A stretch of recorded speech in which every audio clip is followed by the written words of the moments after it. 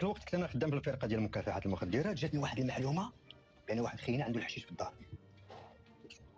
خدينا الاذن ديال السيد الوكيل، مشينا عنده للدار. الدار قلبنا سفاها على عليها والو، ما لقينا حتى شي حاجه. صافي حتى كنا غنمشيو بحالنا. بغيت نخرج وانا نضرب على الصباط ديال مول الدار، تيبان لي السيد قليول تيلبس 45 46. كنجاوب هكا بان لي راسو ما راكبش مع رجليه.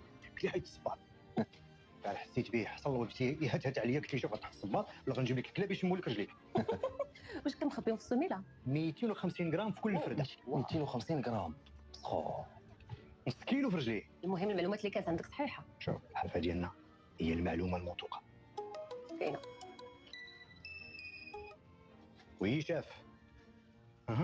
بيان سور تو سويت.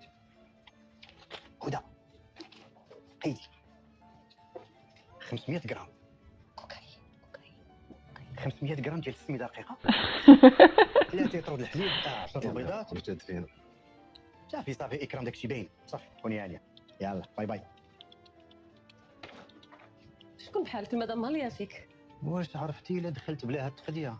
ناري راه ما بقات حتى شي مره كطيب الحشه في الدار. على لا جي بعدا عندنا شي مره في الكوتي ودوقي معنا الحر ان شاء الله. ميرسي.